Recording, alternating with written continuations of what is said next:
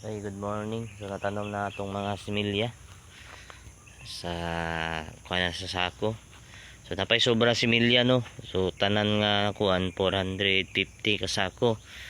So napay sobra nga similya, medyo dadaghan pa. Ikuan na lang ang uban ni mo ano garden. So mo ni ang kuan sa atong similya sa pagtanom sa loya. Sako with organic.